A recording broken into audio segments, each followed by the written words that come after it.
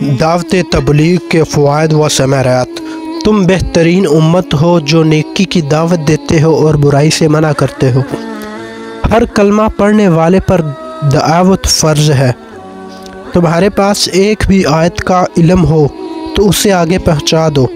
اللہ کے راستے میں ایک صبح یا شام لگانا دنیا اور دنیا میں جو کچھ بھی ہے اس سب سے بہتر ہے۔ اللہ کے راستے میں جسم پر مٹی پڑنے پر جہنم کی آگ حرام ہو جاتی ہے اور جنت کا راستہ آسان ہو جاتا ہے۔ اللہ تعالیٰ کے عذاب سے بچنے کا ذریعہ ہے دعوت تبلیغ۔